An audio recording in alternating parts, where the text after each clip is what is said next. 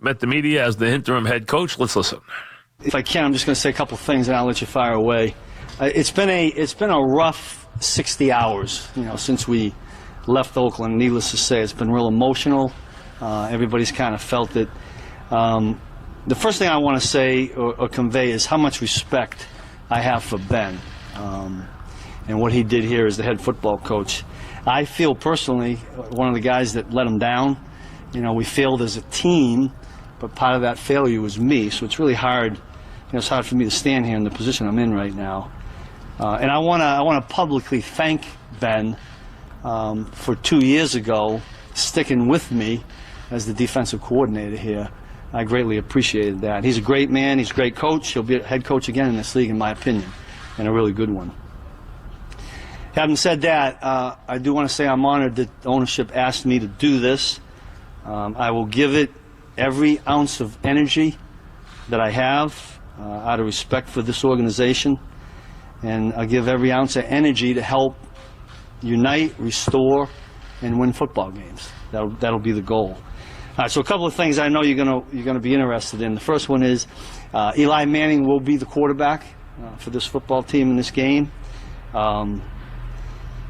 Okay, the why Eli. All I can tell you is this: when John Mara and I talked, one of the first things he asked was about the quarterback situation, and I said, John, my gut right now is that Eli should be the starter. What you have to understand is, when I was coaching just the defense, I have the blinders on, and all I'm worried about is the defense. I stay in my lane. So I didn't have my eyes around what was going on offense, who was playing, none of that. So I took my gut and visited with the offensive coaches, and together with that and my gut, Eli Manning's going to be our quarterback. I had a conversation with Geno, which was a tremendous conversation.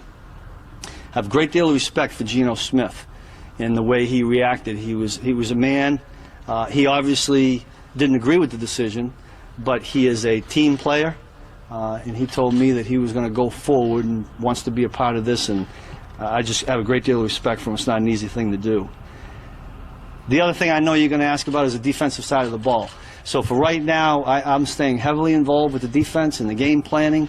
Obviously, with some new duties here, I'll be in and out of there. Okay, so when I'm not there and somebody has to cover, Dave Merritt will do that. We'll worry about calling the game on Sunday when we get to Sunday. I will figure that out as we go. I know probably one of the other questions is going to be what was said in the team meeting.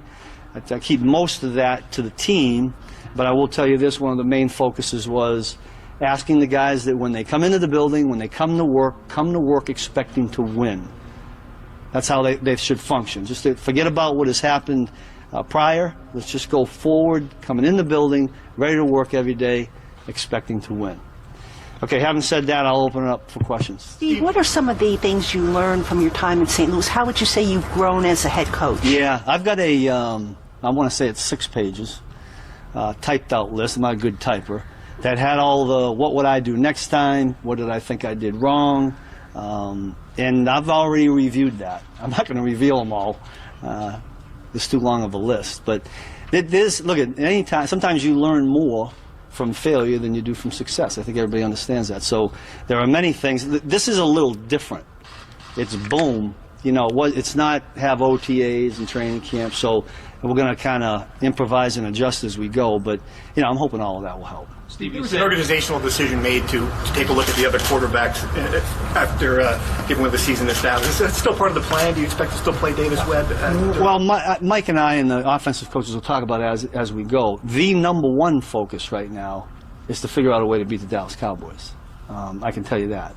And each week we'll talk about those other things. But right now, in the midst of everything that's going on and trying to, with the changes and whatnot, little tweaks here and there, the focus is still going to be on beating the Dallas Cowboys. Steve, what was your discussion with John Mara like? And do you look at this as a 4-game interim, or do you look at this as something that you can, be the head coach here? Yeah, I'll be honest with you. I'm not focused at all on that. And I would say this to everybody, and I mean this sincerely. I leave that in God's hands.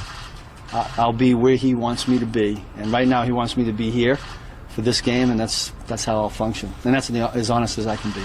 What's your message to Giants fans at this point as you embark over these next 4 games? Yeah, to hope to unite, restore, and find a way to win football games. When I mean restore, restored Giant pride. I mean, it's hard to be real prideful when you don't win a lot of football games. But I think the guys feel that, they understand it, and we'll function that way going forward.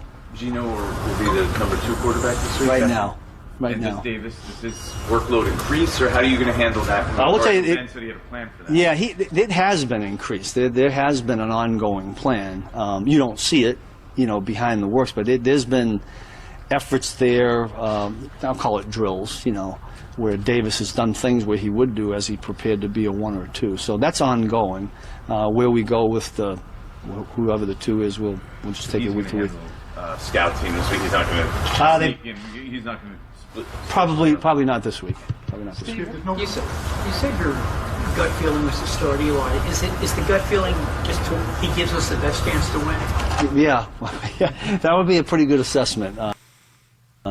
Because the first thing you focus on and think about is how we're going to find a way to win some football games. And look, I think you all know how I feel about Eli. And what happened, and in the long run, hopefully it's a really good thing. But he walked in my office. I will tell you this, and as a coach, you want every player to walk in your office with the intent, resolve, and the determination that he had.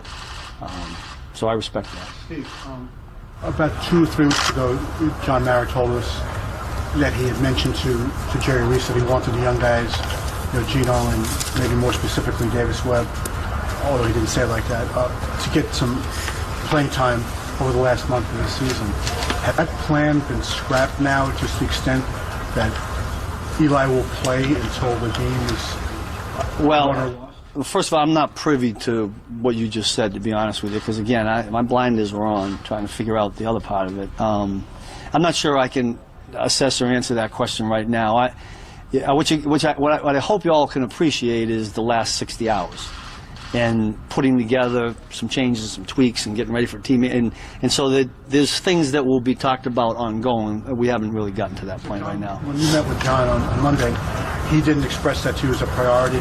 No, that wasn't the top priority. That wasn't. Not right now. So, Steve, as a coordinator, as things are going on and we know what's gone on this season, your side of the ball, the other side of the ball, are there things that maybe you don't say because out of respect for a head coach, that now that you're in this position that maybe you will point out that you didn't? I think I know where you're going with it. I can't think of anything specific that way. I would say this. In the middle of what we were going through, if I felt that there was something that could have changed or helped, I would have said that. And Ben and I had a great relationship. One of the finest qualities that Ben had was he was a great listener. And so had I felt that, I would have said something. So, he was more than willing to adjust, and I thought he did everything and anything he could on the circumstances, and sometimes things work out and sometimes they don't. That's Spags. As he takes over as the interim, he was very complimentary to McAdoo. He spoke very highly of him. If you thought there was a problem in their relationship, clearly there wasn't. So to be fair, we want to be fair to McAdoo here. There was clearly not a problem there. He said he was very accommodating. He said he was a good individual. He said he was a good listener, and he thinks he'll be a head coach again. John Mara said the same thing. I think his road back's going to be a little more difficult than they're letting on, but, life will tell us that. He's still a very, very young man, and things do change dramatically. And for his sake, hopefully he gets another chance. And then when he does, he, does some things differently. But that's not the case right now. Eli is the quarterback, which we know. Those who wanted to wonder about whether Webb is going to play, I will tell it to you this way. This is the way I would interpret it. Spags is going to take it a day at a time, which you expect him to do. I would expect that if the Giants don't win the next 2 games, no matter how Eli plays, I think you will see Webb play before the season's out. If they should win the next 2 games, I think that becomes very ticklish. Very ticklish. So I think that it changes dramatically based on whether or not they win the games. So I would think that the next 2 weeks, they're going to play, games that they feel are very important to them. They're important to them in terms of who it is. They're important in terms of where the games are. all that stuff is very important. You got to take that into account. Now, you want to also be fair, if you can.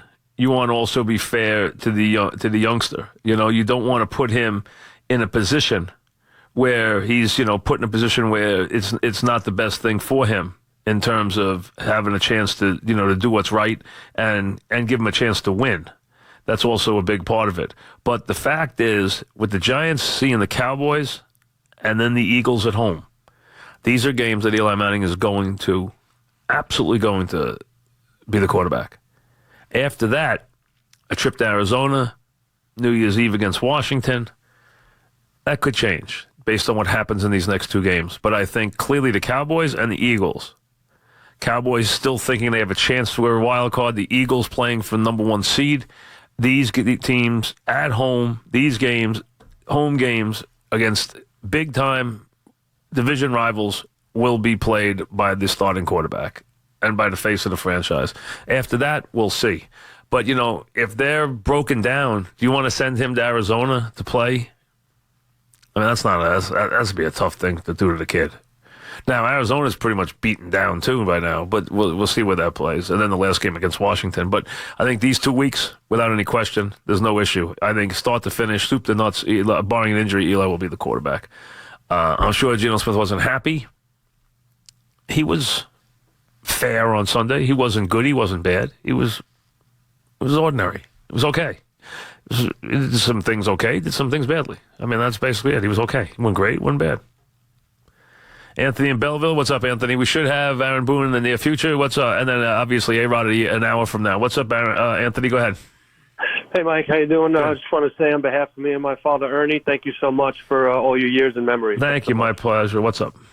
I just want to say, I don't know if people have been talking about this, but this Ben McAdoo situation, it seems eerie similar to Ray Hanley. It's not similar at all. Not similar at all. I don't know if you're old enough to have gone through those days, but they're really not similar. They're not. Now, they're similar in that they didn't last. But other than that, they're not similar. Ray Hanley took over a team that was a Super Bowl champion. He took over for an iconic coach. It was a very tough situation. Okay? The difference is he took over a team that was a Super Bowl winner. Tom Coughlin had gone through 3 losing seasons when Ben McAdoo took over. That's a lot different than taking over for a guy who just won the Super Bowl. So it's completely different, and it was completely different in a lot of other ways, which there's no reason to, to remind everybody about or get back into. Not important. 3 o'clock, as we reach 3 o'clock, remember, we're still waiting on Aaron Boone. A-Rod will be at 4 o'clock today. You don't want to miss that. Coach K again later. We heard him early in the show. You'll hear him later today, too. 3 o'clock, here's Joey.